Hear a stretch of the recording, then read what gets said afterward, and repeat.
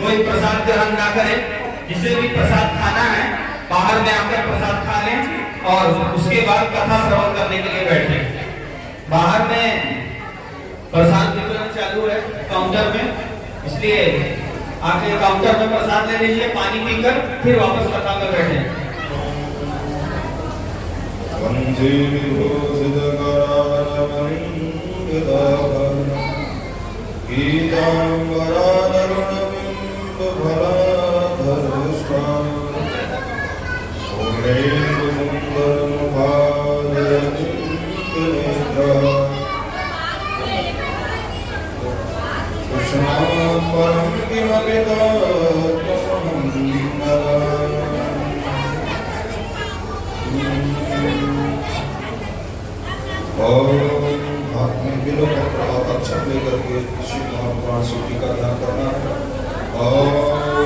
वंदे देवमापतिं सुरगुरुं वंदे गजकारणं वंदे पन्नगभूषणमृगधरं वंदे पशूनां वंदे सूर्यशशाङ्कमण्डिनयनं वंदे मुकुन्दप्रियं वंदे भक्तजनाश्रयं च वरदं वंदे शिवं शंकरं।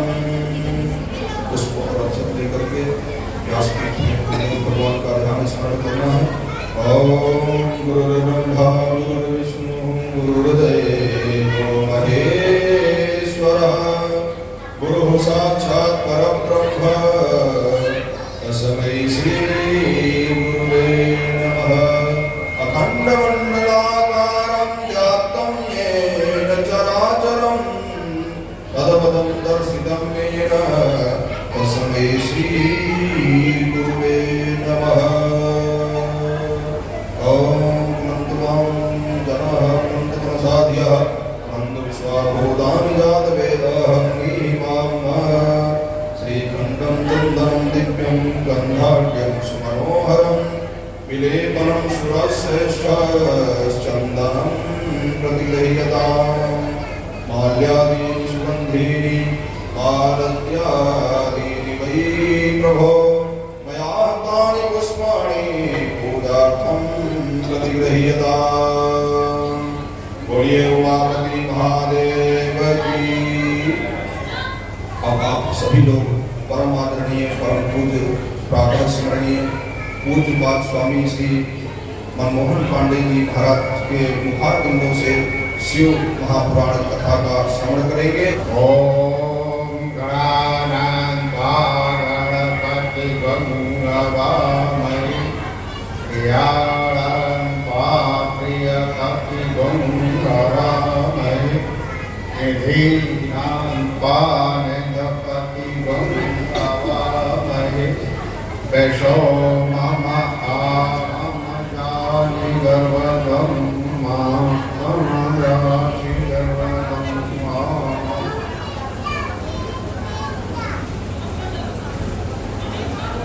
गिरीशं गणेशं गलेलीयवर्णं गवेन्द्राधिरूढं गुणातीतरूपं भवं भास्वरं भस्मनाभूषिताङ्गं भवानी कलत्रं वजे कञ्जवक्त्रं। नमस्ते नमस्ते विभो विश्वमूर्ते नमस्ते नमस्ते चिदानन्दमूर्ते नमस्ते नमस्ते तपोयोगकर्ण नमस्ते नमस्ते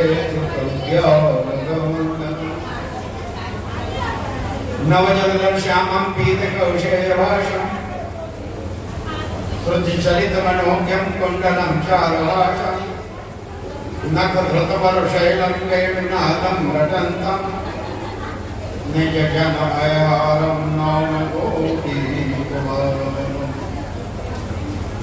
ओम कं कां कां वसन्ति प्राचन्ति वदने भक्षयन्ति करानि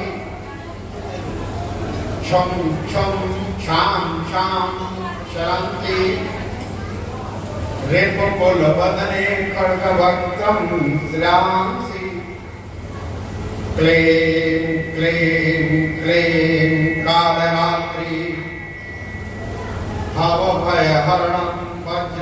तम धरन्ति भक्तानां पालयन्ति सकल सुखकरी कालिका वो पुनात्।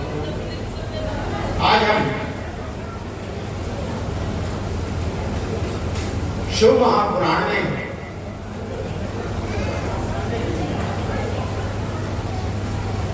भगवान शंकर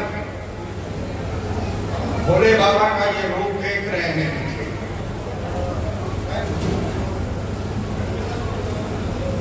ये लिंग पूजन कब से हुआ? साक्षात मूर्ति का तो पूजन होता ही है, पर ये लिंग पूजन कब से हुआ?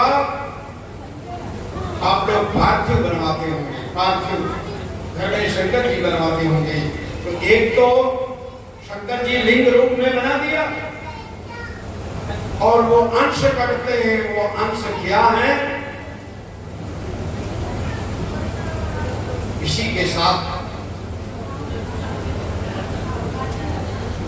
भोले बाबा में चिता की राख भस्म ये चढ़ती है, जिसको आप अपवित्र मानते हैं, ये चिता की राख है। ये भोले बाबा बहुत पसंद करते हैं। अब इसमें क्या ताकत है? केवल हम बेलपत्र की ज्यादा खोजना ना पड़े, ढूंढना ना पड़े, चलो बेलपत्र चढ़ा दो। शमी पत्र अलग आ गया, शमी पत्र आदि मिला करके, क्योंकि धतूरा भी है, मंदार भी है, ये मिला करके 9 पत्तियां हो जाती हैं भगवान शंकर के अर्पण करने के लिए। भगवान शंकर का भक्त भाव से पूजो, बहुत जल्दी प्रसन्न हो जाने वाले हैं। नई चिता की भस्म में क्या शक्ति है? आइए, एक भील था, मजदूरी करता था, फावड़ा लेकर के खुदाई करता था, और खुदाई करते करते एक शंकर जी की मूर्त मिल गई। जब शंकर जी की मूर्त मिल गई, बड़ी प्यारी मूर्त थी, मूर्त को धो लिया और धो करके गाड़ी में रख करके काबा में कर दिया। अब वो घर की ओर जा रहा है, रास्ते में संत मिल गए, बड़ी प्यारी मूर्त थी। संतों ने कहा ये मूर्त हमको दे दो। भेल ने कहा मैं तो मेहनत करके निकाला है, मैं तुमको क्यों दे दूं? संतों ने कहा इसकी पूजा तुम नहीं कर पाओगे। कैसे नहीं कर पाऊंगा? क्या करना पड़ता है बता दो। नई चिता की भस्म प्रत्येक दिन चढ़ाई जाएगी, और जब तक पूजा नहीं करोगे, जब तक नई चिता की भस्म नहीं चढ़ाओगे, तब तक न भोजन करोगे न पानी पिएगे। अरे भीड़ बड़ी प्रसन्नता से कहें प्रत्येक दिन नई चिता की भस्म चढ़ाऊंगा। अब तो प्रत्येक दिन गिर रहा है वो भीड़, चारों तरफ देख रहा है वो भीड़, कहाँ नई चिता की भस्म चल रही है, कहाँ नई चिता चल रही है। वो दौड़ के जाता है और नई चिता की भस्म लाता है, पूजा करता है, भस्म अर्पित करता है, उसके बाद भोजन करता है। संयोग से एक दिन नई चिता की भस्म नहीं मिली, भोजन नहीं किया।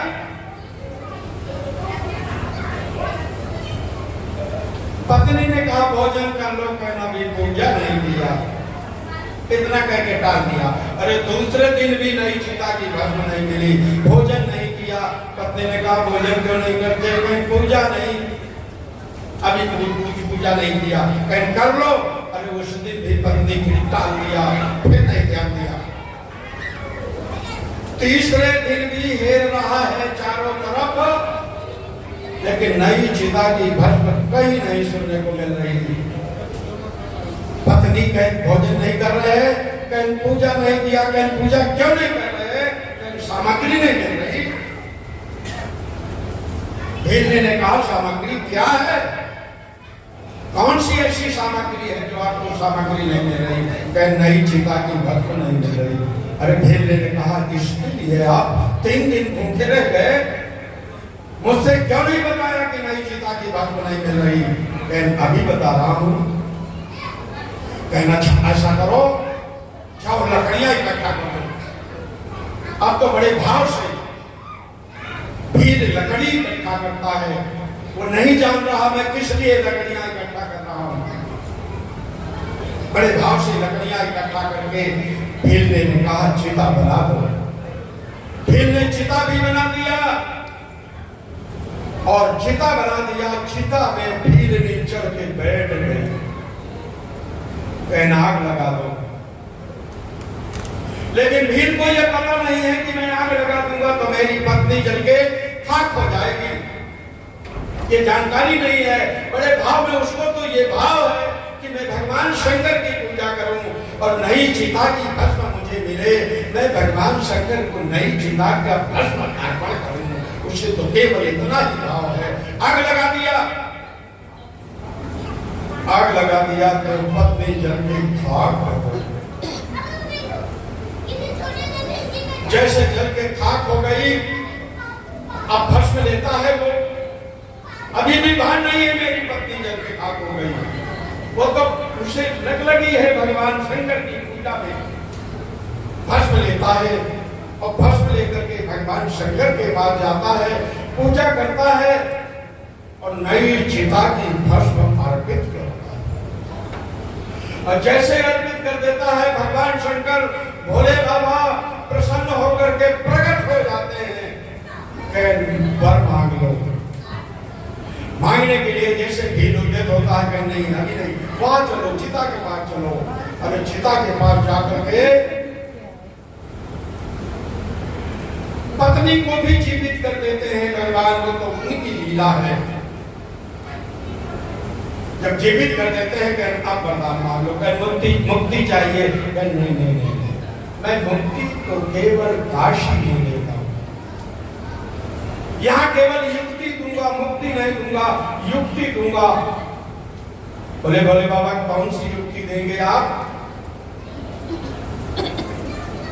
कहीं जाओ दूसरे जन्म में तुम केवट बनोगे, दूसरे जन्म में तुम केवट बनोगे और उस केवट तुम्हारे घाट पर वो ब्रह्म आएंगे, चरण धो लेना, तब मुक्ति मिल जाएगी। कर रह गया भागा, ये भागा रह गया। एक जन्म की याद नहीं रहती, दूसरे जन्म की याद कैसे रह जाएगी? अरे मैं मुक्ति पाने से रह गया। भगवान शंकर ने कहा घबराओ नहीं। अरे युक्ति के साथ साथ एक वरदान और दे रहा हूं मैं आपको। जिस समय वो ब्रह्म आपके सामने पड़ेंगे तब काल पहचान जाओगे, तो चरण धो लेना। यही कारण है, वही भीड़ दूसरे जन्म में वो घाट का केवट बना है और मांगी नाव न केवट जाना, और कहा तुम्हारा नरम में जाना। भस्म में ये ताकत है। भस्म भाव, भस्म तो हर व्यक्ति अर्पण कर सकता है, पर भाव वो भाव विभोर था, वो नहीं जान पाया मेरी पत्नी जल के खाक हो रही है, मेरा क्या होगा। वो भाव विभोर में भोले बाबा की पूजा में मग्न था। आइए हम अगली कथा पे। ब्रह्मा ने सृष्टि का निर्माण किया। ब्रह्मा के 10 मानस पुत्र हुए।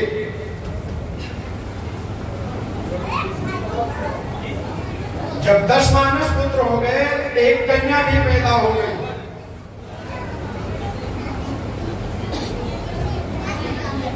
उस कन्या का नाम संध्या था।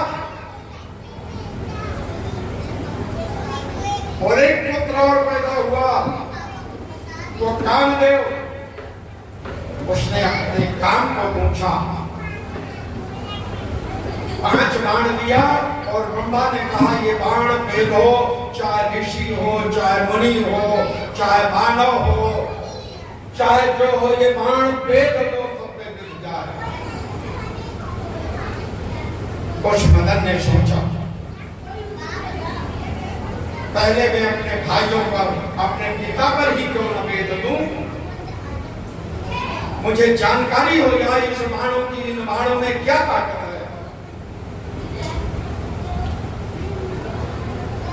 बाण वेद दिया और जन्म लेते ही काम भावना से आसक्त होकर के एक जो 10 मानव पुत्रों में जो वशिष्ठ हैं वो नहीं आसक्त हुए। जब यह स्थित उस पुत्री की ओर ब्रह्मादि पिता आसक्त हो रहे हैं, पुत्री की ओर देखने लगे, काम की भावना से देखने लगे, तब तो सूचना मिली भगवान शंकर को। भगवान शंकर वहां से चल दिए और जब ब्रह्मा आदि को, उनके मानस पुत्रों को जानकारी मिली तो कांप गए, भय से कांप गए, पसीना छूट गया और उस पसीने से, जो पसीना छूटा है, उस पसीने से पितर पैदा हुआ। पितरों की जो स्थित है, उस पसीने से पितर पैदा हो रहे हैं। इसके पश्चात वो ब्रह्मा के कितने सर हैं?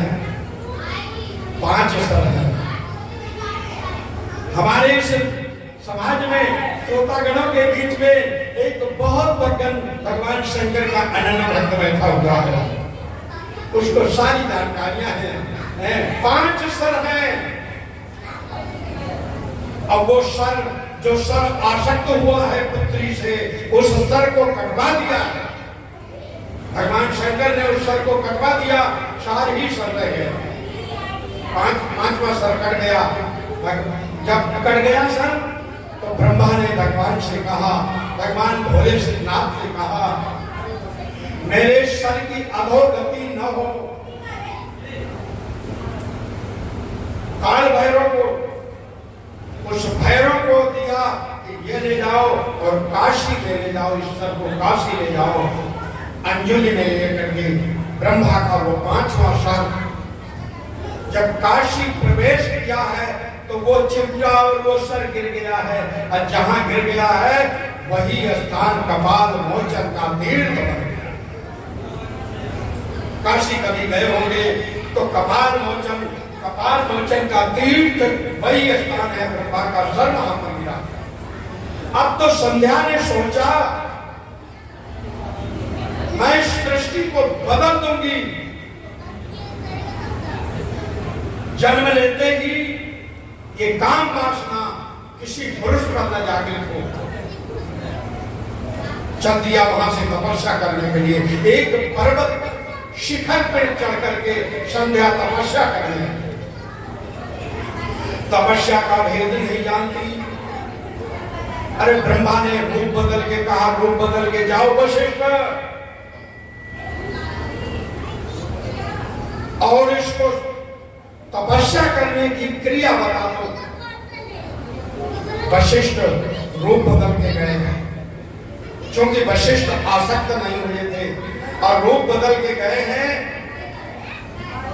तो संध्या को उस तपस्या की क्रिया बनाया। तपस्यारत हो गई, घोर तपस्या किया है संध्या ने। भगवान शंकर प्रकट हो गए उनकी तपस्या के बाद। बोले वरदान मांग लो। कहने यदि आप वरदान देना चाहते हैं, मेरी तपस्या से प्रसन्न है आप, तो पहला तो वरदान ये दे दीजिए कि मैं इस शरीर को बदलना चाहती हूँ। यह शरीर दूषित हो चुका है, मैं इस शरीर को बदलना चाहती हूँ। और दूसरे स्थिति में मैं जिसको मुझे ध्यान बना रहे, जिसको मैं चाहूं वही मेरा पति हो। दूसरा वरदान मुझको यह दे दीजिए, आज से सृष्टि का रूप बदल दो जन्म लेते ही किसी की काम भावना न जागृत हो। पहले बाल्यावस्था रहे, किशोर अवस्था रहे, युवावस्था भय, किशोर अवस्था के अंतिम में और युवा अवस्था के प्रारंभ में ये स्थिति जागृत हो। भगवान शंकर ने ये ही वरदान दिया और कहा जाओ, एक चंद्रभागा नाम का पर्वत है, उस चंद्रभागा में के समीप मेधातिथि का आश्रम है। मेधातिथि एक ऋषि है, उनका आश्रम है, उनका यज्ञ चल रहा है। जाओ उस यज्ञ के कुंड में अपने को विसर्जन कर दो, लेकिन दुर्गंध नहीं आएगी, ये मैं वरदान दे देता हूं। हब की सुगंध आएगी, फिर अयोनिजा रूप में तेरा जन्म होगा और तेरा अयोनिजा रूप में जन्म होने के पश्चात जिसको तू चाहेगी वही तेरा पति होगा। अब तो संध्या जा रही है। चंद्रभागा से एक नदी का प्रादुर्भाव है। चंद्रभागा पर्वत से पश्चिम दिशा पे दक्षिण दिशा की ओर जा रही है, जो समुद्र पर गिरती है उसका नाम चंद्रभागा है। सा चंद्रभागा पर्णो वशी नदी प्रवंतो पूर्ण मनो व्रतम सदा। वो चंद्रभागा नदी का प्रादुर्भाव उस पर्वत से है। अब तो मेधातिथि के आश्रम में संध्या जा रही है, यज्ञ चल रहा है, यज्ञ का विराम हुआ, अग्नि प्रज्वलित है। उसी अग्नि में अपने को विसर्जित कर देती है, उस कुंड में कूद जाती है, भस्म हो जाती है, उससे तेज निकलता है। दुर्गंध नहीं आ रही, हब की सुगंध आ रही है। खीर जैसे, अब कहते हैं खीर को, खीर जैसी सुगंध आ रही है। आज उस सुगंध से उससे एक अयोनिजा लड़की प्राप्त हो रही है। उस कुंड से वो लड़की प्राप्त हो गई।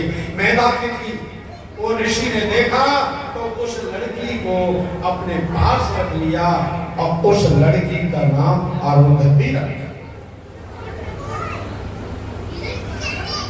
जो तेज निकला था उसका, तो सूर्य भगवान ने उसके 3 भाग कर दिए हैं।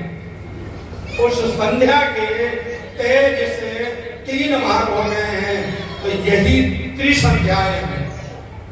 आचार्य लोग, सभी लोग, मानव लोग त्रिसंध्याएं करते हैं। संध्याएं क्या हैं? अरे सवेरे भजन करना, मध्याह्न दोपहर समय में भजन करना, शाम के समय भजन करना, इस भजन की स्थिति में माला जपना। माला की गति है, प्रातः माला यहाँ रहेगा, मध्याह्न समय में माला यहाँ आ जाएगा और संध्या समय में माला यहाँ पहुंच जाएगा, नीचे नहीं गिरेगा। उसकी गति है। ये त्रिसंध्याओं के रूप में सूर्य भगवान ने परिणित कर दिया और उस अरुंधति का विवाह उसने मन में कल्पना किया कि मेरा पति वही हो जो मुझे दीक्षा दिया, तपस्या की विधि बताई। विधि किसने बताई थी? वशिष्ठ ने। तो वो अरुंधति वशिष्ठ को ब्याही गई। श्रीमद् भागवत में तो कर्दम ऋषि की पुत्री है अरुंधति। शिव पुराण में ये बताया गया और श्रीमद् भागवत में कर्दम ऋषि की पुत्री है अरुंधति, जो वशिष्ठ को ब्याही गई थी। यहाँ मेधातिथि की पुत्री बन गई, वो वशिष्ठ को ब्याही गई। इसी के 100 बेटा, 100 पुत्र विश्वामित्र के द्वारा नष्ट कर दिए गए। वशिष्ठ को बड़ी ग्लानि हुई। वशिष्ठ ने सोचा मेरा आगे वंश नहीं चलेगा, मेरे सभी पुत्र नष्ट हो गए, लेकिन क्रोध नहीं किया। विश्वामित्र ने, वशिष्ठ ने क्रोध नहीं किया। जानकारी मिली कि बड़ा बेटा, वशिष्ठ का बड़ा बेटा जिसका नाम था शक्ति, शक्ति की पत्नी गर्भवती है। अरे उस गर्भ को पालना शुरू कर दिया, उसकी रक्षा करना शुरू कर दिया। अंत में उस शक्ति का बेटा पाराशर ऋषि हुए। वो पाराशर ऋषि जो है वो शक्ति के ही बेटा है, और वही पाराशर ऋषि अंत में सूर्यवंशियों के आचार्य बन गए। वो सूर्यवंशियों के आचार्य बन गए। इस तरीके से ये तपस्या, ये सृष्टि संध्या जो ब्रह्मा की मानस पुत्रों के साथ वो संध्या पैदा हुई थी, उन्होंने रूप बदल दिया। आइए हम बाबा बैद्यनाथ की ओर आ गए। आपके क्षेत्र में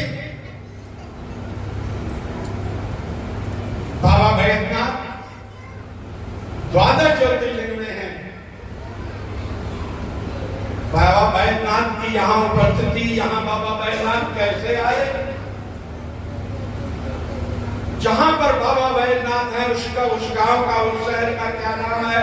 देवघर। पहले देवघर नहीं था,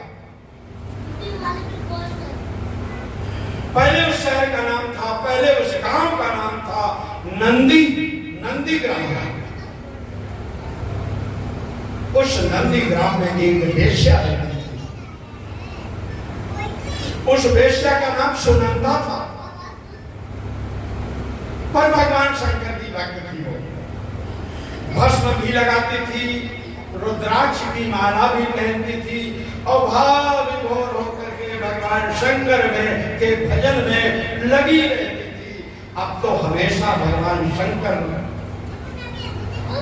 अपने भक्तों की परीक्षा लेने के लिए जरूर पहुंचते हैं। सुनंदा की भक्ति पर प्रसन्न होकर के भगवान शंकर एक वैश्य का रूप धारण करते हैं।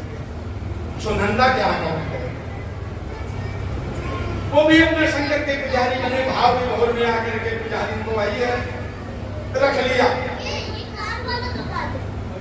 उस वैश्य के पास एक कंकड़ था।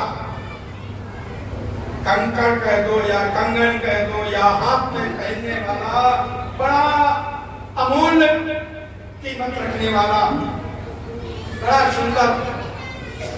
सुनंदा ने सोचा ये कंकड़ में कैसे प्राप्त कर लूं, इसकी कीमत मैं नहीं दे पाऊंगी। उसने मन में सोचा इसकी कीमत अदा करने के लिए मैं 3 दिन इसकी पत्नी बन जाऊं इस वैश्य, और ये कंकड़ प्राप्त कर लूं। अपना प्रस्ताव रख दिया उस वैश्य ने। उस वैश्य के बाद जो भगवान शंकर रूपी वैश्य है, प्रस्ताव रख दिया, और उस प्रस्ताव को उन्होंने वैश्य ने मान भी लिया। अब तो कंकड़ ले लिया उसने, मान भी लिया, तो कंकड़ ले लिया, और कंकड़ लेने के पश्चात बढ़िया सेठ की शादी। जैसे सेठ की शादी, वैश्य लेट गए, अचानक सूचना आई, आग लग गई। आग लग गई थी, घोर घमासान आग लगी कि उस आग में कंकड़ जल गया, और वो वैश्य रूपी जो भगवान है, वो माया है, अरे वो भी जल के खाक हो गए, चिता भूम हो गई। क्योंकि बैद्यनाथ बाबा आपके चिता बोलते हैं, चिता भूम हो गई। उस सुनंदा ने सोचा कि मैं भी इस चिता पे, चिता की स्थिति पे बना के मैं भी अपने का विसर्जन कर दूं, समाप्त हो जाए। जैसे वो चिता पर बैठी, तैसे भगवान प्रकट हो गए। रोको रुको रुको मत चलो। सुनंदा ठहरी, प्रत्यक्ष भगवान शंकर को देख रही है। कहन वरदान मांग लो। कहन वरदान केवल मैं इतना ही मांगना चाहती हूँ। और सुनंदा नामक वैश्या ने केवल इतना वरदान मांगा कि नित्य प्रति मैं आपके दर्शन करना चाहती हूं, हमेशा मुझे आपके यहाँ दर्शन मिलते रहे, ये वरदान मांगी। उधर भगवान शंकर का बड़ा भक्त था रावण। रावण प्रसन्न करने के लिए भगवान शंकर को अनेक तपस्याएं किया है, नहीं प्रसन्न हुए। तब अंत में उसने क्या सोचा, अपने सर 10 सर है रावण, 10 सिर है रावण के, अपना सर काट काट के भगवान शंकर पे अर्पण करना प्रारंभ कर दिया। 9 सर काट दिया, 10वां शेष रह गया। और जब 10वें सर को काटना प्रारंभ किया तब भगवान शंकर प्रकट हो गए। बोले मांगो, कहना बस आपकी मूर्ति को, आपको मैं लंका ले जाना चाहता हूं। भगवान शंकर ने कहा ले जाओ, पर ये मूर्ति कहीं रख दोगे तो स्थिर हो जाएगी, फिर नहीं जाएगी। उस मूर्ति को लेकर के रावण चला है। उनका प्रताप वरदान पहले वो सुनंदा को दिए हैं। ऐसी उन्हें शंका लगी रावण को, एक गोप बालक को, ग्वाल बालक को दे दिया है और शंका के लिए गए। वो इतनी बदनी हो गई कि वहीं रख दिया, सुस्तर हो गई, उसी चिता को ऊपर रख दिया। उनका नाम बाबा बैद्यनाथ हो गया। बाबा बैद्यनाथ में 21 मंदिर हैं, 21 मंदिर है उनके प्रांगण में, और एक सिद्ध माता का मंदिर है। सती का हृदय वहां पर गिरा है। जो 51 पीठे, कहीं सती का रंड, कहीं सती का मंड, कहीं सती का हाथ, तो सती का हृदय वहां पर गिरा है। और वह सिद्ध मंदिर, उस मंदिर में एक बड़ी विशेषता है।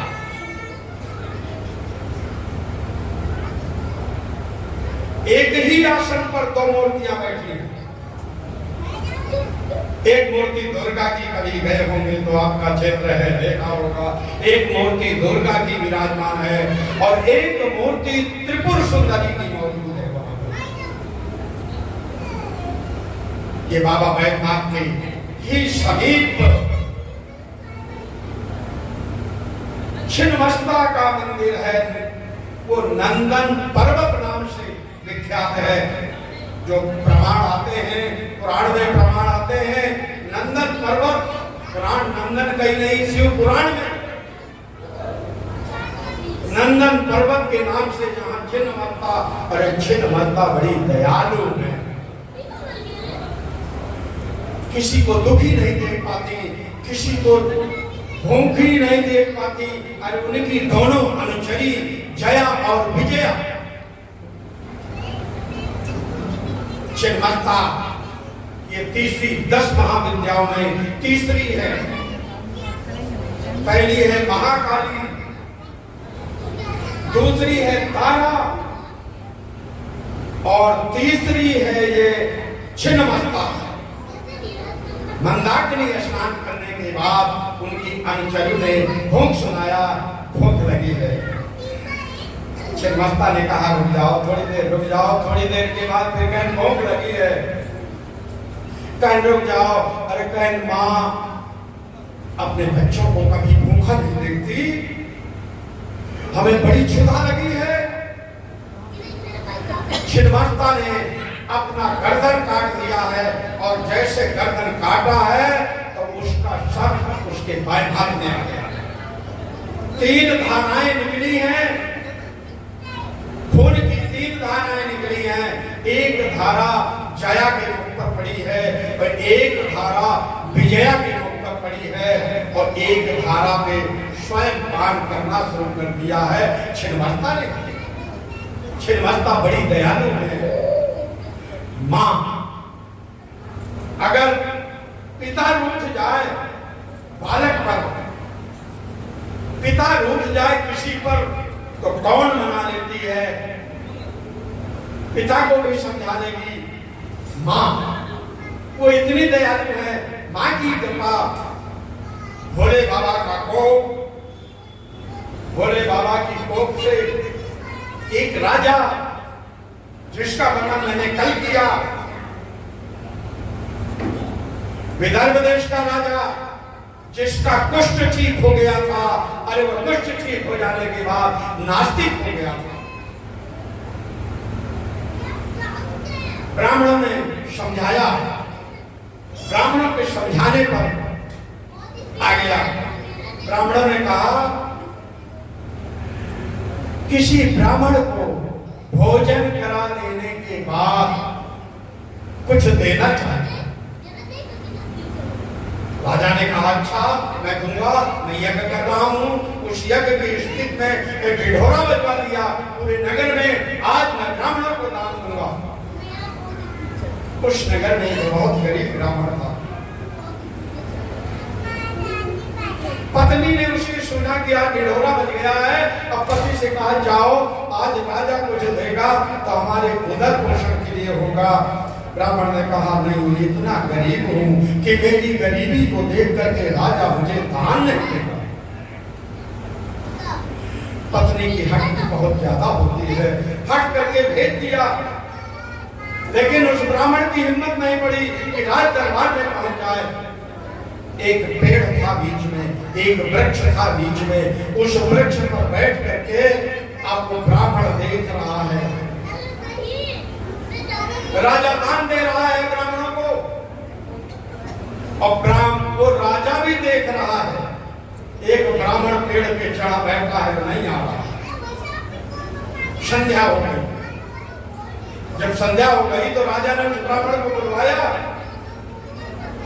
बोले आप दान लेने नहीं आए? कह राजा साहब इतना गरीब हूं, मैं सोच रहा था कि मेरी गरीबी को देख करके राजा मुझे दान नहीं देगा। राजा ने कहा यदि मैं दान दे रहा हूं तो तुम ब्राह्मण हो, मैं क्यों नहीं दान दूंगा? दान दूंगा मैं तुम्हें। ब्राह्मण ने कहा राजा साहब मैं जो मांगूंगा वही देंगे आप मुझे? कह वही दूंगा। अब तो भोले बाबा की कृपा है, माता बचाएगी उसे, ये छिन्नमस्ता बचाएगी उसे। लेकिन भोले बाबा कुछ बिगाड़ेंगे, क्योंकि वह नास्तिक हो चुका था। ब्राह्मण ने कहा जो मैं मांगूंगा वो देंगे आप? कहीं वही दूंगा। कहीं तो राजन दो में से एक चीज देंगे। कहीं क्या चाहिए ब्राह्मण देवता? कहीं या तो अपनी पूरी राज दे दो और या अपना ईमान दे दो। राजा ने कहा ब्राह्मण देवता थोड़ी देर ठहरना पड़ेगा आपको, मैं महलों में जाऊंगा। महलों में गया, रानी से कहा मेरे सामने संकट आ गया। रानी ने कहा क्या संकट आ गया? कहने ब्राह्मण देवता ने मांग दिया कि या तो राज्य दे दो और या तो ईमान दे दो। अरे रानी ने कहा ईमान बचाओ,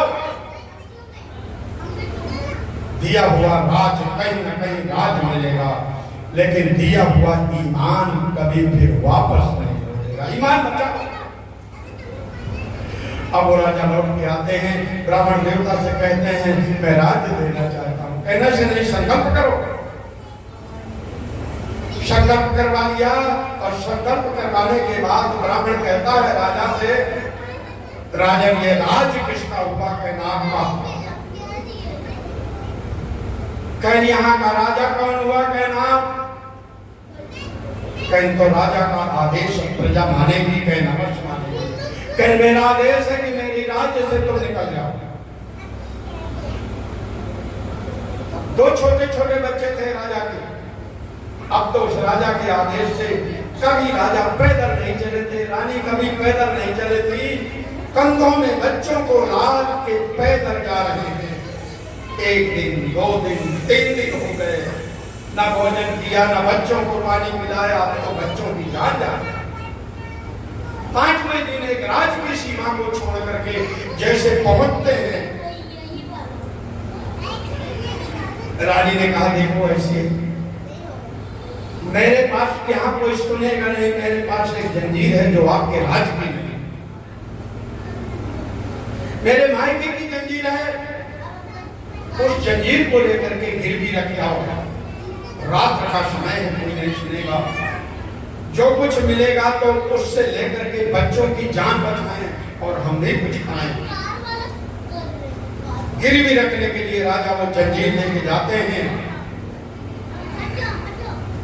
शराब जो सेठ हैं, आभूषण आदि दुकानदार मालिक है, लेखा जोखा कर रहे थे। रात के 12 बज रहे थे। राजा बैठा रहा, नहीं सुना, लौट के आया। रानी ने पूछा कि रख आए? कहे नहीं, वो तो बोले नहीं रहा। कह देखिए अब आप राजा नहीं रह गए, राजसी स्वभाव गया नहीं आपका। ये जंजीर मुझे दीजिए, मैं जा रही हूं। जंजीर लेके रानी गई। मुसीबत आ रही है उनके ऊपर। तैसे वो सेठ कुंडी दे रहे थे, दरवाजा बंद कर रहे थे। रानी से कहा क्या है? कहे जंजीर गिरवी रखना था। कहे यही काम घर में हो गया। घर ले गए, अंदर प्रवेश कर गए। जब अंदर प्रवेश किया तो उस सेठ ने कुंडी बंद कर लिया। उस सेठ की नियत बिगड़ गई। अब रानी ने सोचा कि जिस ईमान को छोड़ करके हम यहाँ आए हैं, बचा करके, राज को दे करके, ईमान को बचा करके, आज मेरा ईमान जमने वाला है। माँ अरे छिन्नमस्ता को पुकारा, मेरा ईमान बचाओ। छिन्नमस्ता उसके दिमाग में लग गए। उसने कह दिया कि ठीक है, ये ऐसी बात है। जब रानी समझ गई तो मेरा व्रत चल रहा है 6 महीने का, और 6 महीने के बाद मैं आपकी अर्धांगिनी बन जाऊंगी, लेकिन मेरा व्रत यहाँ पूरा होगा। व्रत चल रहा है, व्रत पूरा हो जाने दो। मैं भ्रमण करने पर ही मेरा व्रत पूरा होगा। शेठ ने सोचा कि 6 महीना तो बड़े आनंद फानंद में चले जाते, कोई दिक्कत नहीं, चल दिए, रात में ही चल दिए। इधर 4 बजे का सवेरा हुआ। वो छोटे छोटे दोनों बालक राजा लिए बैठा है। सवेरा जैसे हुआ तो आग जलती दिखाई दी। राजा ने देखा कि ये तो आग जल रही है, सवेरा हो गया, और रात का बचा जो भोजन है इनसे मांग के मैं बालकों को खिला दूं। दोनों बालकों को लिया। रास्ते के बीच में एक नाला था, नाले में पानी था। राजा ने सोचा कि पता नहीं कितना पानी है, मैं पहले देख लूं। देखा तो कमर से पानी था। छोटे वाले बालक को उठाया, बिल्कुल छोटे वाले बालक को उठाया। अंधेरा था और नाले के उस पार दूसरी पार रख दिया बालक को। दूसरे बालक को लेने के लिए आता है, और जैसे वो राजा लेने के लिए आता है, बीच नाले पे आता है तो नाले पे इतनी बाढ़ अचानक आ जाती है कि राजा अब तो सब पृथक पृथक हो गए। जब रात अंधेरा था, एक भेड़िया आता है, और भेड़िया वो बालक रुदन कर रहा है, छोटा वाला। उस भेड़िया ने उस बालक को दाब लेता है, दाब के बच जाता। दूसरी तरफ से एक बहेलिया चला रहा था। बहेलिया ने देखा कि ये तो भेड़िया किसी बालक को दाबे जा रहा है। उठाया धनुष बाण और उस भेड़िया को मार दिया। उस बालक को बचा लिया। दांत गड़ गए थे, और एक घर ले जाकर के उसे दवा दारू कराया। उसके कोई संतान नहीं थी, पुत्र रूप में उस बालक को रख लिया। इधर सुबह हुआ तो केवट लोग आए। केवट लोगों से वो बालक से पूछा तो बालक बड़ा था, जो जितना जानता था उतना बता दिया। तो बता देने के बाद केवट उसको ले गए।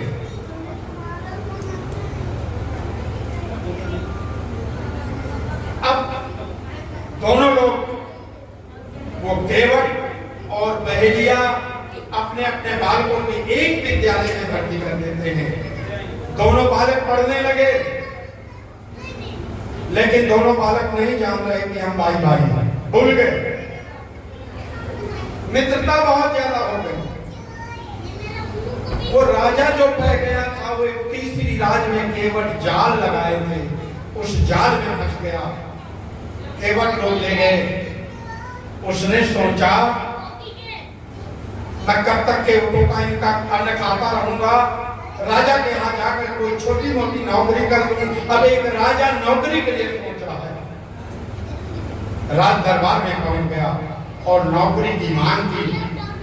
मंत्रियों ने कहा आप कहाँ रहते हो? कहीं यहीं रहता हूँ। कहीं तुमको ज्ञान नहीं है, यहाँ के राजा की मृत्यु हो गई है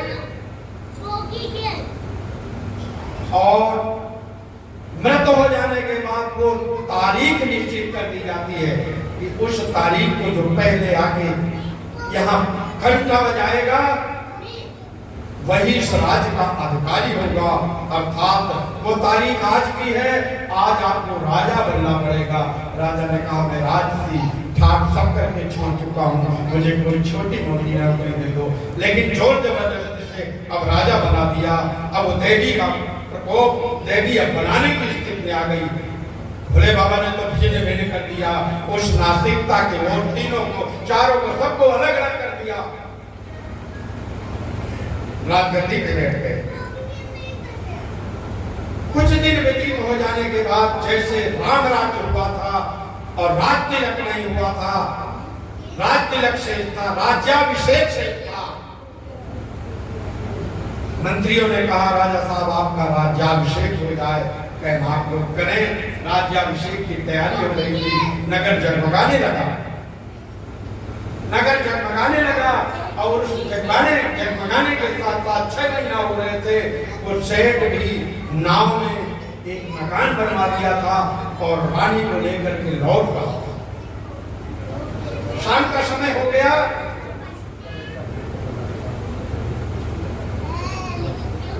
जब शाम का समय हो गया, नगर जगमगा रहा था। सेठ ने पूछा नगर क्यों जगमगा रहा है? राजा का राज्याभिषेक हो रहा है। नहीं, नाव को किनारे लगा करके देखने की स्थिति में उधर राजा के यहाँ 2 जगह खाली थी।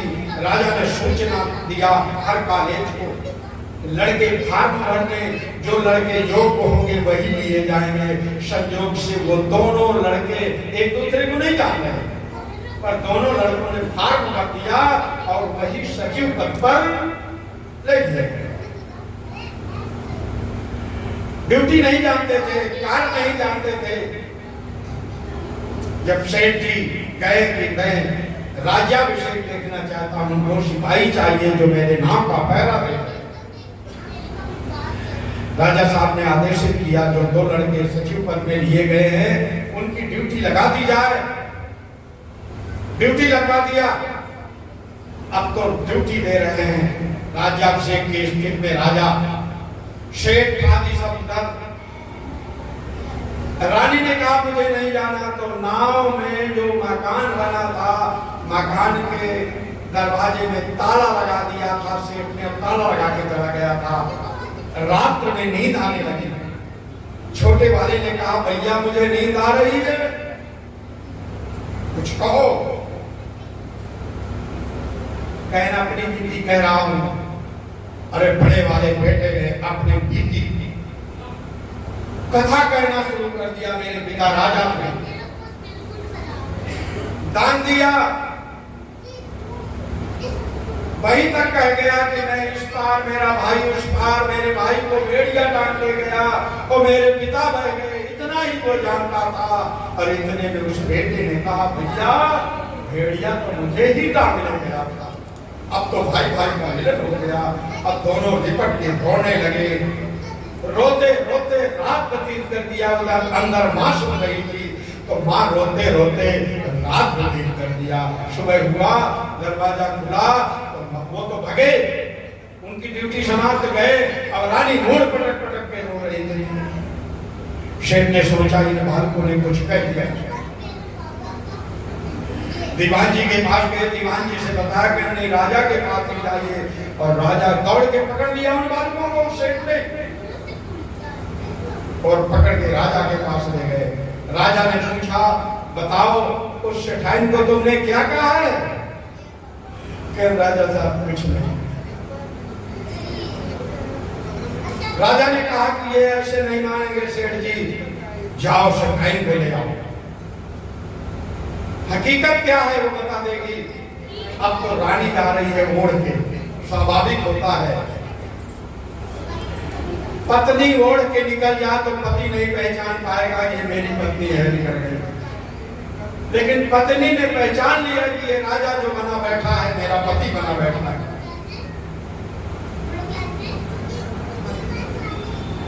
रानी तो जान गई। जैसे वो पहुंच गए, कहीं सेठाइन बताओ इन बालकों ने तुम्हें कुछ कहा है? रानी ने कहा राजा साहब कुछ नहीं कहा। अरे जैसे उसने कहा कुछ नहीं कहा तो लड़के तो वो सूख गए थे, उसके चरणों में गिर गए। माँ तुमको कुछ कहा तो नहीं है? नहीं कहा, पर वो कहो जो रात में कहते रहे। कहना अपनी दीदी कही है, कह बस वही सुना दो।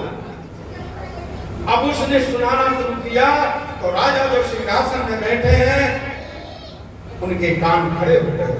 ये तो मेरी कहानी कह रहा है।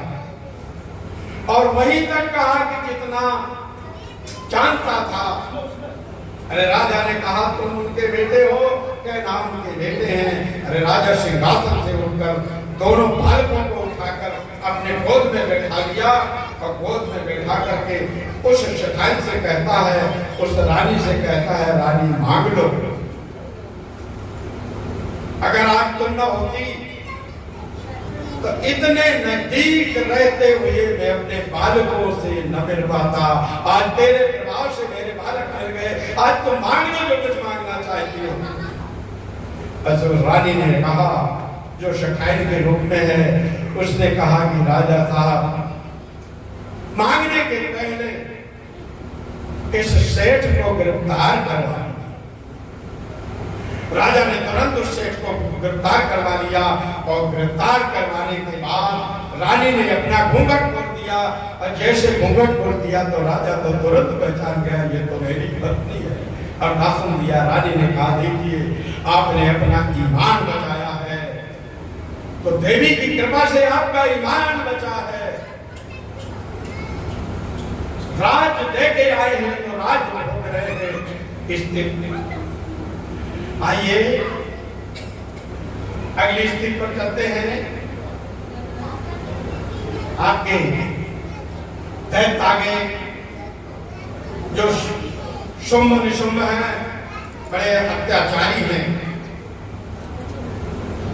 बहुत अत्याचारी है शुंभ निशुंभ। उनके प्रभाव से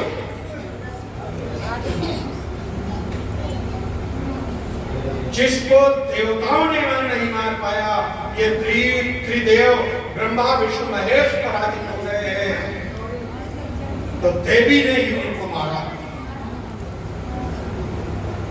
हर जगह पार्वती का जन्म हुआ है, नामकरण हुआ है, वर्णन आया है काली का। कई जगह शिव पुराण में काली का वर्णन आया है। पार्वती को काली कहा गया, लेकिन पार्वती को काली कभी नहीं कहा भगवान शंकर। ये तो ब्रह्मा की गुप्त योजना हो गई। पार्वती को रुष्ट कर दो और रुष्ट कर दो तो जिससे वो शक्ति आए जो शुंभ निशुंभ दैत्यों का वध करे। ये दैत्य जो अत्याचार कर रहे हैं इनका वध करे। केवल देवी ही समाप्त कर पाएगी और किसी की क्षमता नहीं है समाप्त करने की। गुप्त योजना ब्रह्मा और शंकर की हो गई। भगवान शंकर ने हंसी हंसी पर एक दिन हंसी हंसी पर गुप्त योजना पर पार्वती को काली कह दिया। पार्वती रुष्ट हो गई। आज तक मुझे काली नहीं कहा और ये काली कह के आपने पुकारा है तो मैं भी आपको छोड़ के जाऊंगी और गौरी बन के आऊंगी। तब तो भगवान शंकर मना रहे हैं पार्वती को।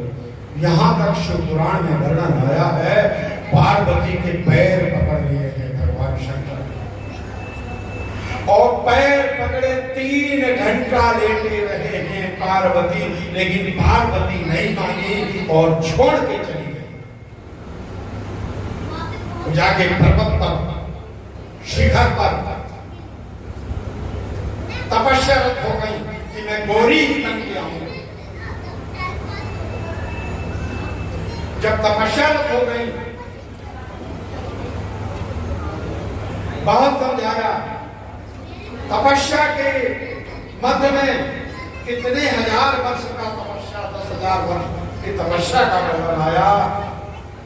उस मध्य में एक सिंह आया है और सिंह पार्वती जहां तपस्या कर रही है वो सिंह बैठा है। जब तक उन्होंने तपस्या किया है तब तक वो सिंह उनकी रक्षा करता रहा।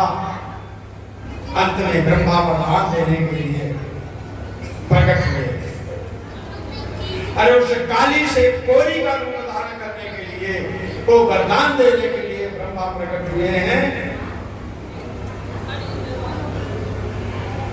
ब्रह्मा ने उस पार्वती को कहा,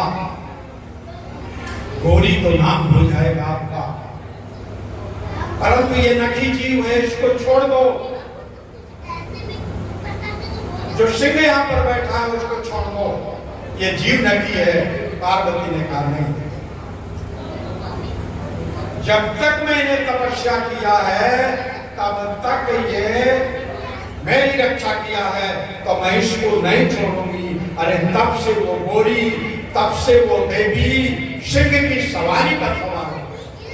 कहां से सिंह की सवारी मिली है? नाम अलग अलग लिए, दुर्गे, दुर्ग विनाशिनी भयहरी माता मनोहारिणी, कामाक्षी गिरिजा उमा भगवती बागेश्वरी योगिनी, बंदी सुंदर भैरवी सुललिता सिद्धेश्वरी रेणुका। 12 ही, यहाँ 12 ही नाम पड़ा है उसका। तो उस सिंह की सवारी। आइए, इसी स्थिति में मैंने आपको प्रारंभिक स्थिति में बताया कि भगवान शंकर चर्म धारण करते हैं। वो किसका चर्म धारण करते हैं? उस असुर का नाम गजासुर था। गजासुर, गजासुर किसका बेटा है? महिषासुर का। अब महिषासुर किसका बेटा है? आइए, 2 दैत्य थे बड़े प्रबल का, रंभ और रंभ। घोर तप करना प्रारंभ किया रंभ और कर्म ने। रंभ अग्नि का सेवन, अग्नि किनारे किनारे रख करके अग्नि का सेवन, अग्नि की तपस्या कर रहा था। और करम्ब जल में डूब के तपस्या। इतनी घोर तपस्या पे इंद्र का इंद्रासन हिला। जब इंद्रासन हिला तो मगर का रूप धारण करके, इंद्र जो है मगर का रूप धारण किया है, और मगर का रूप धारण करके उस करम्ब को समाप्त कर दिया है, जल के अंदर ही समाप्त कर दिया। जब रंभ को जानकारी मिली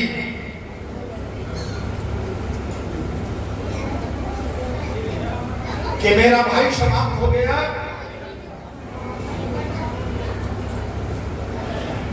अपना गर्दन काट के अग्नि पे आहुति करने के लिए, जैसे गर्दन काटने की स्थिति करता है वो तपस्वी, अग्निदेव प्रकट हो जाते हैं। और अग्निदेव प्रकट होकर के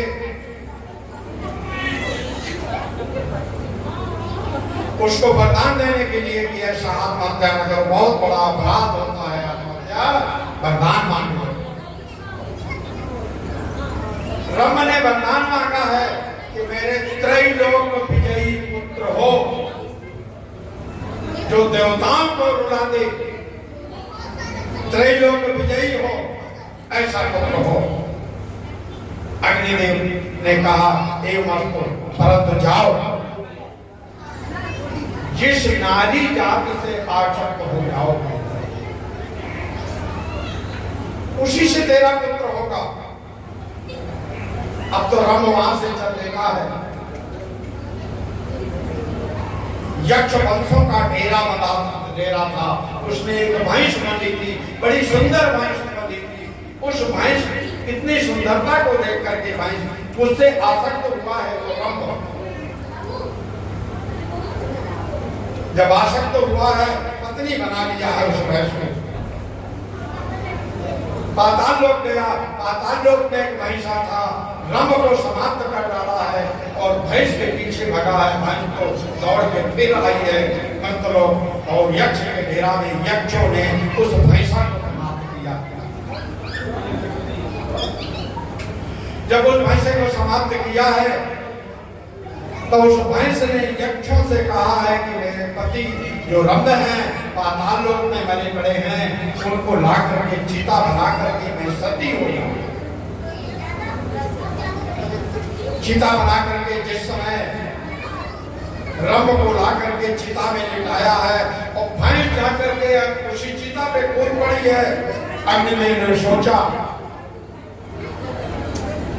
मैं वरदान दे चुका हूं, त्रैलोक विजयी पुत्र होगा। अगर ये दोनों समाप्त हो जाएंगे, भैंस का गर्भ बल रहा था तो मेरा वरदान मिथ्या हो जाएगा। अग्निदेव प्रकट होकर के जो भैंस के गर्भ में था उस बालक को लेकर के खड़े हो गए हैं। उसी का नाम महिषासुर है। वो महिषासुर का अत्याचारी देवी ने उसको समाप्त किया। देवी ने मारा। अंत में उसका बेटा गजासुर हो गया और गजासुर शिव भक्त था, भगवान शंकर का भक्त था, लेकिन अत्याचारों से जब मारने के छेदा है भगवान ने तो वरदान कह मान लो तू मेरी भक्ति के प्रभाव से इतनी भक्ति किया है तो कहें केवल इतना मांगना है कि मेरा चर्म मिथ्या न जाए, मेरा चर्म आप धारण करें। तब से भगवान उस गजासुर का चर्म धारण करना शुरू कर दिया है। गजासुर का चर्म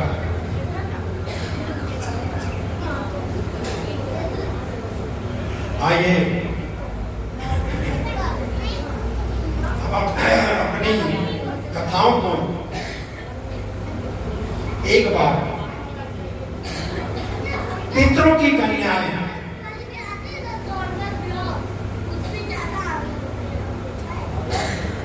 पितरों की कन्याएं कौन है? मैना, धन्या और कलावती। भगवान विष्णु के यहाँ उनके दर्शन के लिए उस दरबार में बैठे हुए चतवार ऋषि पहुंच गए। चतवार सनक, सनातन, सनंदन, सनत कुमार आदि ये 5 वर्ष के हमेशा दिगंबर रहते हैं। ये पहुंच गए। सब देवता खड़े हो गए लेकिन वो पितरों की 3 कन्याएं नहीं बनी। चतवार ऋषियों ने अपना अपमान समझा और अपमान समझ के उन्हें श्राप दे दिया। जाओ मानवीय योग में जाना पड़ेगा, मृत्यु लोक में जाना पड़ेगा। ये श्राप दे दिया। फिर तो जब श्राप हो गया तो चरणों में गिर गई। तब उन्होंने कहा जाओ मैना तो पितरों की आयु जन्म लेकर के और हिमालय को भी आगे जाओगी। पार्वती अयोनिजा पुत्री को प्राप्त करके जिस समय भगवान शंकर को प्रदान करोगी तो शिवलोक को पहुंच जाओगी, तुम्हारा उद्धार हो जाएगा। और धन्या को कहा क्योंकि बड़ी महिमा है। धन्या को कहा तेरा नाम बदल जाएगा। धन्या से नाम तेरा बदल जाएगा, सुनैना नाम पड़ जाएगा। और भगवान शिव की पुत्री बनोगी। भगवान शंकर की पुत्री के रूप में तुम्हारा जन्म होगा। पर लालन पालन राजा बाष्पी के यहाँ होगा। राजा बाष्पी के द्वारा 13 विवाह मिथिला नगर के विदेहराज जनक को ब्याही जाओगी और अयोनिजा सीता जैसी पुत्री को प्राप्त करके जिस समय भगवान राम को प्रदान की जाएगी तो आप ब्रह्मलोक में गोलोक में पहुंच जाओगे। तेरा उद्धार वहां हो जाएगा। कलावती को कहा, कलावती तेरा नाम कलावती ही रहेगा। कानपुर के देश में राजा भनंदन होंगे और भनंदन राजा के यहाँ तू अयोनिजा रूप में पुत्री के रूप में पैदा हो जाओगी और तेरा नाम कलावती ही रहेगा। शूरभान के पुत्र प्रकभान को ब्याही जाओगी और अयोनिजा रूप में राधिका जैसी पुत्री को प्राप्त करोगी। जब भगवान कृष्ण को प्रदान की जाएगी तब तुम गोलोक में पहुंच जाओगी। हाँ, राधिका का रूप है। विवाह होते कहीं किसी पुराण में विवाह होते, लेकिन विवाह हुआ है उसका। आइए ब्रह्म वैवर्त पुराण में आ जाइए। ब्रह्म वैवर्त पुराण में भगवान छोटे हैं। भगवान एक समय नंद जी भगवान को गोद में उठा करके गैया लेकर के गए थे जंगल। जब जंगल गए हैं तो जंगल में तो भगवान की करिश्मा के प्रभाव से इतनी घोर वर्षा होना प्रारंभ हो गया, इतनी आंधी तूफान आ गई। अब तो नंद बाबा हैरान हो गए, गैया संभाले या बच्चे को संभाले। अब उनसे कुछ करते करते नहीं बन रहा नंद बाबा से। इतने में राधिका निकल पड़ी। नंद बाबा ने देखा, अरे राधिका इनको ले जाओ, ये बालक को ले जाओ, कृष्ण को ले जाओ, यशोदा को दे देना और मैं गैया लेकर आता हूं। तो राधिका ने भगवान कृष्ण को गोद में लिया है और गोद में लेने के बाद जैसे कुछ दूर गई है, आंधी भी बंद, तूफान भी बंद, वर्षा भी बंद और उस जंगल में मंडप बन गया। भगवान राधिका के गोद से अलग खड़े हो गए और राधिका के आग के बराबर ब्रह्मा आए हैं और ब्रह्मा ने पानी ग्रहण कराया है राधिका का। ब्रह्मा ने विवाह कराया है और यह जरूर भगवान ने मना किया है राधिका से कि यह गोपनीय बात किसी से बताना नहीं। ये ब्रह्म वैवर्त पुराण में आया है। ये सुनैना नाम हो गया। भगवान शंकर के नेत्रों से आंसू, भस्म के लगने से आंसू गिरे तो 2 पुत्रियां पैदा हो। गादी मिली है उनको। भगवान शंकर ने सोचा कि मेरी समाधि है 87,000 वर्ष की और 87,000 वर्ष में मैं कैसे इनका लालन पालन कर पाऊंगा। अर्थात मेरे परम मित्र बाष्पी हैं कि मैं बाष्पी को दे दूंगी। दोनों पुत्रियां बाष्पी को दे दिया है भगवान शंकर ने। और वो दोनों पुत्रियां कौन हैं? एक सुनैना है, एक सुलोचना है। दोनों बहनें हैं, शंकर की पुत्री हैं। जब कुछ ऐसी अवस्था में सुनैना पहुंच गई तो नाग कई प्रकार के हैं। कुछ ऐसे नाग जो कि नागों की माताएं हैं। नाग की माता कद्रु है, नाग की माता सुरसा नाम है इनकी माता, और नाग की माता मनसा देवी है। कई माताओं से नाग की उत्पत्तियां कई प्रकार के। ये कई नाग तो 24 नाग कुछ दूसरे हैं जो अनंत है, कुलिक है, बाष्पी है, शंखपाल है, पद्म है, महापद्म है, तक्षक है, कर्कोटक है, शंखचूड़ है, घातक है, विषधर है, शेष है, ये नाग अलग है। बाष्पी ने नागों को भेज करके मृतलोक में इनके योग को विदेह राज के साथ दिया।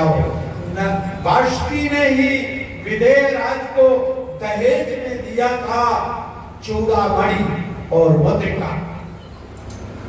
ये बाष्पी का दिया हुआ है चूड़ामणि और मुद्रिका। विदेह राज ने चूड़ामणि दिया, मुद्रिका तो सीता को ही पहना दिया। मुद्रिका सीता को पहना दिया है उसकी मां सुनैना ने। वो मुद्रिका वहां से पहनी हुई उतरेगी कहां? घाट पर। पिए हिए की सिए जानन हारी और माड़ी मुंदरी मन मुदित उतारी, वहां उतरेगी, वहां की पहनाई हुई।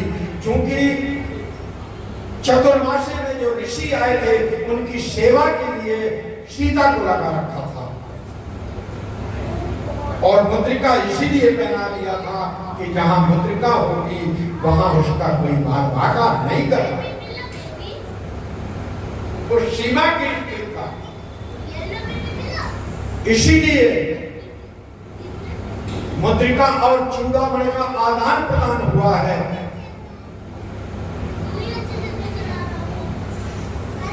वहां उतर गई मुद्रिका, राम के पास पहुंच गई। राम ने उस मुद्रिका को लंका भेजा है कि जिससे उसका बाल भागा ना हो पाए। वो मुद्रिका लेके गए हैं और चूड़ामणि को अपने पास भेजा, इसीलिए उसका आदान प्रदान हुआ है। इस तरीके से अब आइए, वो राधिका एक बार द्वारकापुरी में, कौन सी द्वारकापुरी? ये तो द्वारकापुरी समुद्र में 12 योजन जमीन मांग के भगवान कृष्ण ने द्वारकापुरी बसाई थी। ये द्वारकापुरी नहीं, वो द्वारकापुरी, ये भगवान की ही करिश्मा थी। एक बार सुदामा नाम के गोप को पैरे में लगा दिया और भगवान एक बिरजा नाम सखी के घर प्रवेश कर गए और राधिका आई तो सुदामा नाम के गोप ने रोक दिया। राधिका ने कहा कि मेरा घर, तुम रोकने के अधिकारी कौन होते हो? मैं तुम्हें श्राप देती हूं, जाओ तो राक्षस योग में तेरा जन्म होगा। ये राधिका ने सुदामा नाम के गोप को श्राप दे दिया राक्षस होने का, और सुदामा नाम के गोप ने भी राधिका को श्राप दे दिया, जाओ तुम्हारा भी जन्म मानसी योन में ही होगा और तुम राक्षस को ही ब्याही जाओगे, राक्षस को ही ब्याही जाओगे। अब तो सुदामा नाम का गोप कहां जन्म लेता है, किस नाम से जन्म लेता है? दक्ष। ये 13 कन्याएं कश्यप को दी गई थी। एक कन्या का नाम, एक कश्यप की पत्नी का नाम दन था। उस दन से और कश्यप से विप्रचित नाम का पुत्र पैदा हुआ। अब विप्रचित से एक पुत्र पैदा हुआ जिसका नाम दम हुआ। दम के कोई संतान नहीं थी। पुष्कर में जाकर के भगवान कृष्ण की आराधना किया है संतान प्राप्ति की स्थिति में। जैसे उस घोर तपस्या किया है तो उसके मस्तक से, दम के मस्तक से एक दीप प्रज्वलित प्रकाश निकला है और वो प्रकाश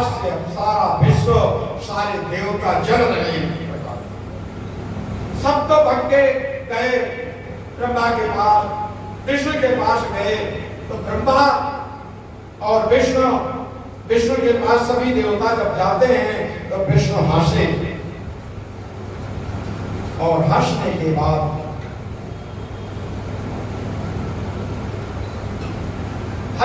बाद उन्हें बताया कि घबराओ नहीं, कि उसका तेज है, मैं जाके वरदान दे दूंगा उसे, और वरदान दे दूंगा तो ये तेज समाप्त हो जाएगा। ये शिव पुराण की ही कथा कह रहा हूं।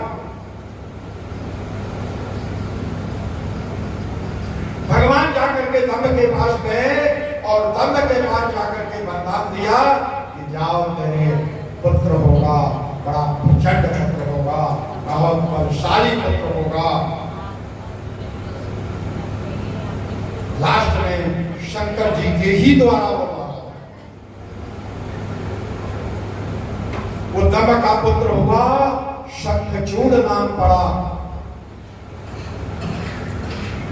इधर राधिका धर्मध्वज की पुत्री तुलसी के रूप में आ गई, तुलसी उसका नाम हो गया। तब तुलसी पहले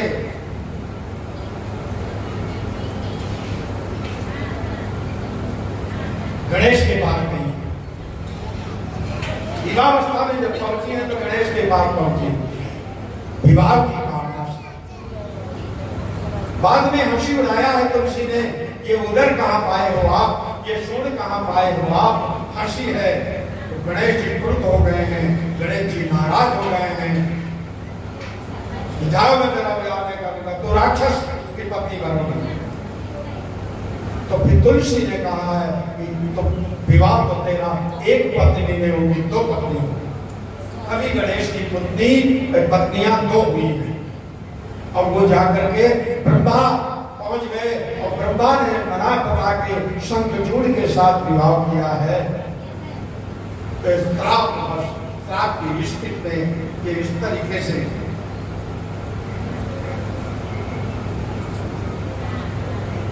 शंखचूड़ और तुलसी। शिव महापुराण में मैंने यति अवतार का वर्णन किया, हंस अवतार का वर्णन किया। आइए नंदी अवतार पे आ जाइए। 21 अवतार हैं, 21 अवतारों में नंदी अवतार हैं, हनुमान अवतार हैं, ये 8वां अवतार है। नंदी शिलाद ऋषि के पुत्र हैं। कोई संतान नहीं हो रही थी शिलाद ऋषि के, उन्होंने भी तपस्या किया था और तपस्या करने के बाद पुत्र पैदा हुआ। तो पुत्र जन्म सम सुख जग माही, अदूसर सुख जगत कछना। पुत्र मरण सम जगत मजारा, अदूसर दुख न कछ संसारा। पुत्र जन्म सम सुख नहीं, मरण समान सपाप। अश्वमेध सम यज्ञ नहीं, विप्र हरण संपाप। पुत्र पैदा हो जाए इससे बड़ा सुख कोई दूसरा सुख नहीं है। नामकरण में नंदी आया है, नंदी नाम पड़ा है, वही उनकी स्तुति सदा नंदी नंदे आनंद का ही रूप दिया। नंदी नाम पड़ा है और नंदी नाम की स्थिति पर एक बार मित्रावरुण शिलाद ऋषि के पास पहुंच गए। नंदी को देखा, उस बालक को देखा, अल्पाई बता दिया कि ये तो अल्पाई है, 1 साल के अंदर इसकी मृत्यु हो। तब तो नंदी भगवान शंकर की आराधना करना शुरू किया है और घोर आराधना पे शंकर ने वरदान दिया है कि मैं अपने पास रखूंगा। उस नंदी का विवाह, नंदी का विवाह भी हुआ है। नंदी का विवाह ये मर्दगणों की पुत्री जिसका नाम सुयसा है, सुयसा के साथ हुआ है। नंदी की पत्नी का नाम सुयसा। इसी तरीके से वो नंदी एक बार पार्वती भगवान शंकर बैठे थे, पसीना गिर रहा था और पीछे से आकर के आंख मूंद लिया था। आंख में पिचाने लगे, जब आंख में पिचाने लगे नहीं खोल पाए तो उससे एक बालक पैदा हो गया, उसका नाम अंधक हो गया। अंधक ने तपस्या किया और तपस्या करने के बाद ये वरदान मांगा, अजर अमर। नहीं, अजर अमर नहीं, कोई मृत्यु का कारण मांगो। अंधक ने कहा वरदान मैं मुझे यह दीजिए मृत्यु का कारण कि उत्तम, मध्यम और निकृष्ट 3 नारियां, तो मेरी मां सबसे उत्तम हो और जब मैं अपनी मां से आसक्त हो जाऊं तभी मेरी मृत्यु हो। वरदान प्राप्त हो गया। अब तो एक बार भगवान शंकर एक गुफा पर बैठे थे, गुफा पर बैठे थे, पार्वती बैठी थी। अरे राव के ताली कुछ गणाली अंधक से बताया कि एक लंगोटिया के पास एक सुंदर नारी बैठी है, अरे आप लायक है, कहीं हरण कर लाओ, पकड़ लाओ। अंधक उस नारी का, अपनी मां का हरण कर लिया। तब तो भगवान शंकर बालों को फटकारा है और बालों को फटकारने के पश्चात एक बालक पैदा हुआ उसमें बालों से। अंधक से युद्ध किया है, युद्ध करने के पश्चात पार्वती को तो ले आया, समाप्त नहीं कर पाया अंधक को। उस बालक ने कहा है भूख लगी है, मुझे भूख लगी है। तो उस बालक जब भूख लगी है तो शंकर जी ने कह दिया अपने हाथ पैर खा जाओ। अरे उस बालक ने अपने हाथ पैर खा लिया और जब भगवान शंकर ने मुड़ के देखा, अरे कह रुको, जाओ मेरे अष्टकरों में सम्मिलित हो जाओ, तेरा नाम कीर्तमुख होगा और जब तक तेरी पूजा नहीं हो जाएगी तब तक मैं अपनी पूजा स्वीकार नहीं करूंगा। तो अष्टकर्णों में अश्वे स्वाहा, विश्वे स्वाहा आदि जो आवाहन होता है उस कीर्तमुखी का, वो बालक हो गए। घोर घमासान युद्ध हो रहा है। उनके गुरु कौन है? शुक्राचार्य। शुक्राचार्य के पास संजीवनी विद्या है, महामृत्युंजय। महामृत्युंजय 4 हैं। एक तो है 32 अक्षर का अनुष्ठुप छंद, एक है 52 अक्षर का जो ब्राहितियों सहित, जबेद में 2 प्रणव हट जाते हैं तो 50 अक्षर का हो जाता है। और एक महामृत्युंजय है 62 अक्षर का, उसे काफी संकट आने पर प्रयोग किया जाता है। और एक है महामृत्युंजय जिसको संजीवनी मंत्र कहते हैं, वो है 74 अक्षर का। उसको तब प्रयोग किया जाता है जिस समय व्यक्ति की चंद्रा लग गई हो, जिस समय व्यक्ति का बोल बंद हो गया हो, जिस समय व्यक्ति बिल्कुल असहाय हो गया हो, ये हो कि अब इसकी मृत्यु हो रहा है। अगर जीवित में उसे जानकार ब्राह्मण को मिल गया और कहीं उसका संजीवनी विद्या का तो जप करना प्रारंभ कर दिया तो वो जी के उठ के बैठ जाएगा और उस मंत्र के जप का हवन करेगा। ये ताकत है उसमें। ये 74 अक्षर का है। ये मंत्र था शुक्राचार्य के पास। जिन दैत्यों को मारते थे देवता लोग तो उनको जीवित कर देते थे। भगवान शंकर परेशान हो गए और नंदी को कहा जाओ शुक्राचार्य को पकड़ लाओ। नंदी गए हैं अब और शुक्राचार्य को पकड़ लिया है। और शुक्राचार्य को पकड़ के लेकर के जिस समय भगवान शंकर के पास लाए हैं शुक्राचार्य को, तो भगवान शंकर शुक्राचार्य को मुख में डाल के पी गए। अंदर 100 वर्ष युद्ध चला है और 100 वर्ष वो पेट के अंदर है, निकल रहे हैं, कहीं से जगह नहीं मिल रही निकलने की दिन में। तब अंदर ही अंदर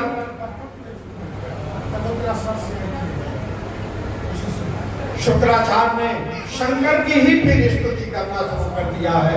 जब शंकर की स्तुति शुरू कर दिया है तो पेशाब नली से शुक्राचार्य निकल गए, और निकल गए तो पुत्र मान करके पार्वती को सौंप दिया है, तो पुत्र मान लिया है उसको। इस तरीके से महामृत्युंजय का फिर उपदेश लिया है भगवान शंकर ने। जो चारों प्रकार के महामृत्युंजय हैं उसका उपदेश दिया है। ओम चंद्रमा मनसो जात चक्षो सूर्यो अजायत सोत्राद वायुष्य प्राणस्य मुखात् अग्निरजायत।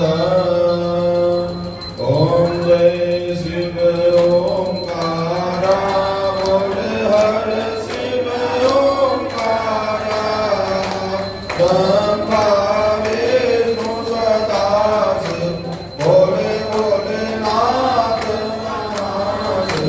हर धागे धारा।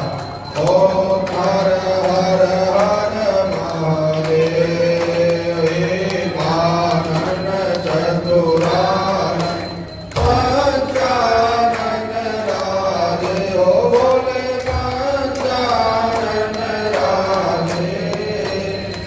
हंसासन गरुड़ासन हंसासन गरुड़ासन सहान सागे। ओम हर हर हर महादेव। ओ भुज चार चतुर भुज दस भुज अति सोहे।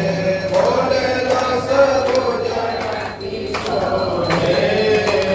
तीनों लोक निरखता शिव जी को रूप चमकता। हे भुवन जन मोहे।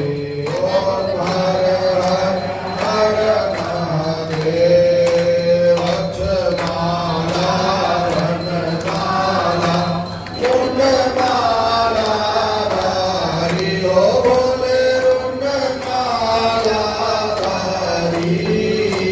चंदन मृग मद चंदा केसर तिलक सुगंधा काले शशिधारी। ओम हर हर हर महादेव। श्वेतांबर पीतांबर बाबांबर अंगे। ओ बोले बाबांबर अंगे। सनकादिक ब्रह्मा